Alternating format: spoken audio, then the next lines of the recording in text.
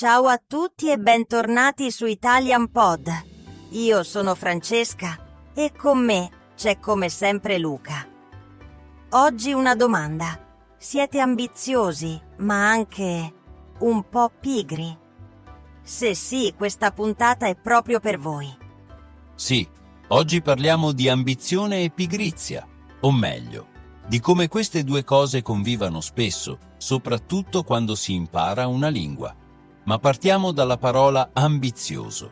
In italiano, ambizioso vuol dire proprio ambitious, ma non sempre ha una connotazione positiva come in inglese. Per esempio, lui è giovane e ambizioso, oppure è un progetto ambizioso.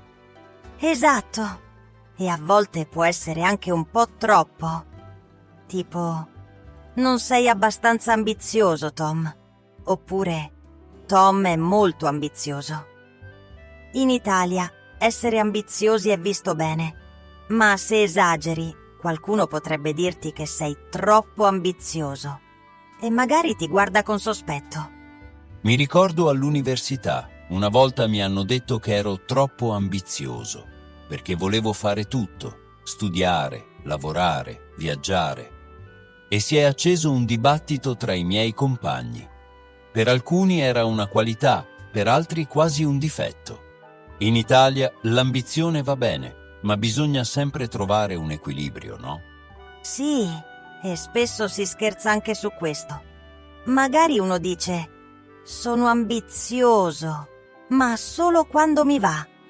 Ecco, oggi vediamo come la lingua italiana, con i suoi proverbi, ci aiuta a capire meglio questo mix di ambizione e pigrizia.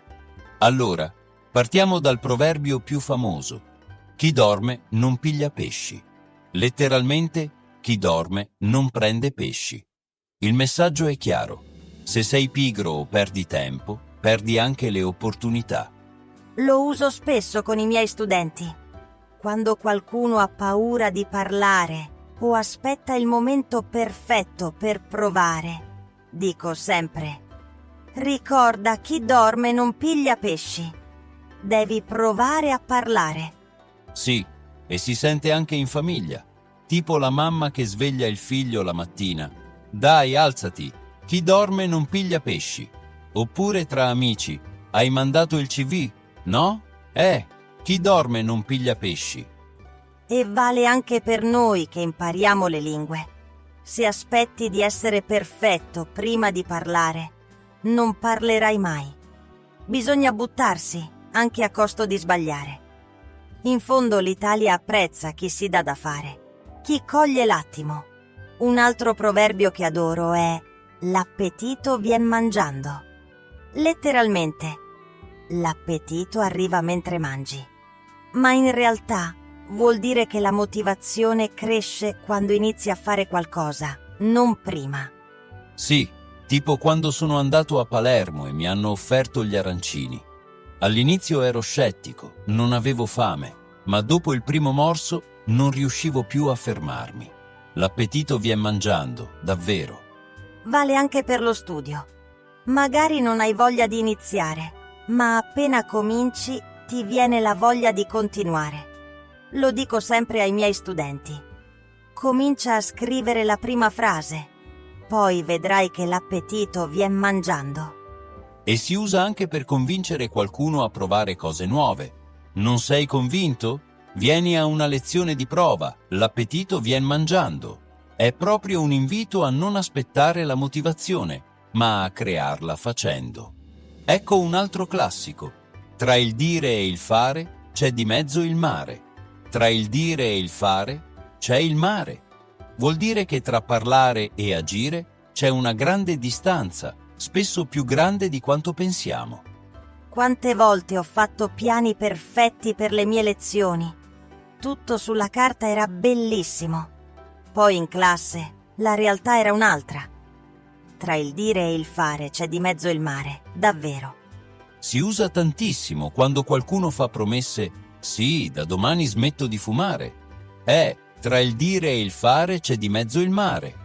Oppure quando si fissano obiettivi troppo ambiziosi, tipo imparare l'italiano in una settimana. È un modo per ricordarci che le parole sono facili, ma i fatti contano di più. E anche per essere indulgenti con noi stessi quando le cose non vanno come previsto. Adesso parliamo di dolce far niente. Non è proprio un proverbio, ma una vera filosofia italiana. La dolcezza di non fare nulla. Non è pigrizia negativa, ma il piacere di prendersi una pausa, di godersi il momento. Io da piccolo passavo i pomeriggi nel giardino di mia nonna, senza fare niente di speciale, solo ascoltare i suoni, guardare le nuvole. E sai che ti dico? In quei momenti mi venivano le idee migliori. Il dolce far niente è quasi un'arte. In altre culture, fermarsi è visto come perdita di tempo. In Italia, invece, sappiamo che ogni tanto bisogna rallentare. Il dolce far niente ci aiuta a ricaricare le energie e a essere più creativi dopo. E poi, come abbiamo detto nella scorsa puntata, il dolce far niente è parte del nostro equilibrio tra ambizione e relax. Non bisogna sentirsi in colpa se ogni tanto si fa niente. Passiamo a un proverbio forte. Meglio un giorno da leone che 100 da pecora. Meglio vivere un giorno da leone, con coraggio, che 100 da pecora, cioè in modo passivo.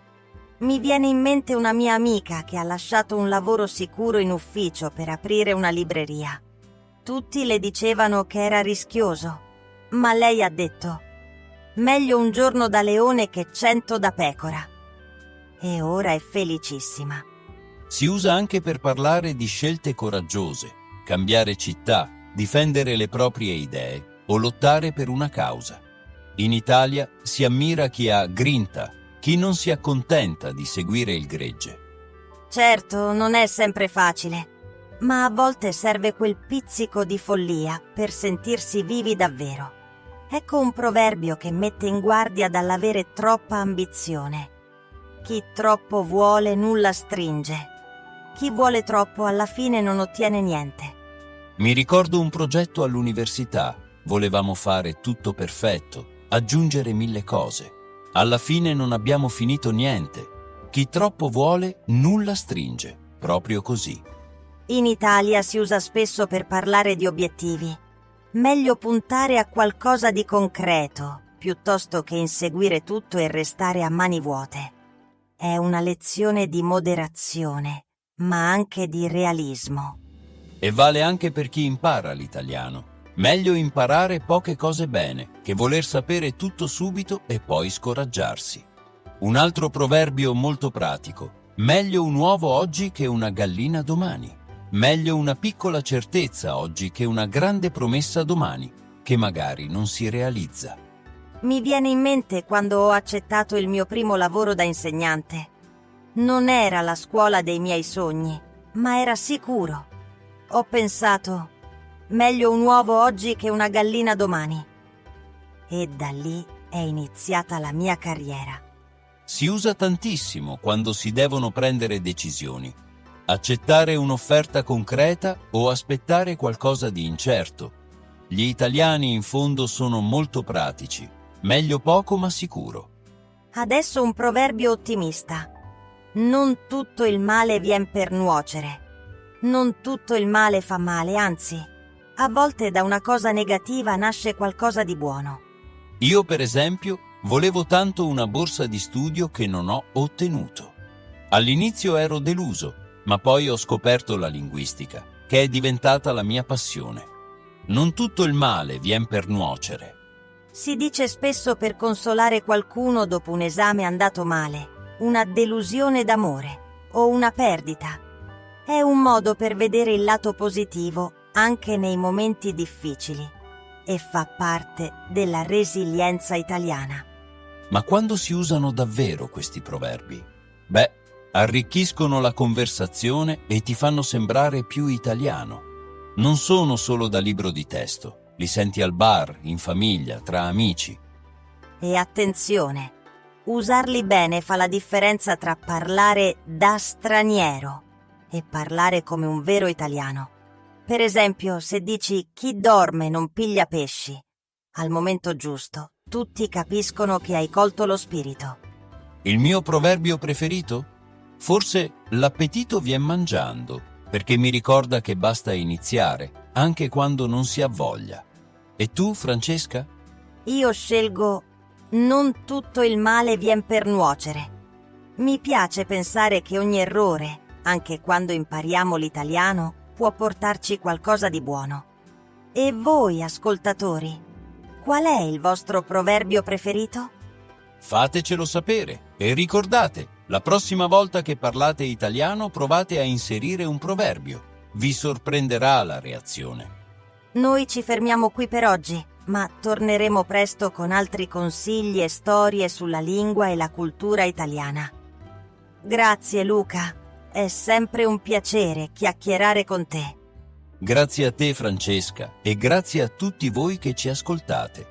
Alla prossima puntata di Italian Pod. Ciao! Ciao a tutti!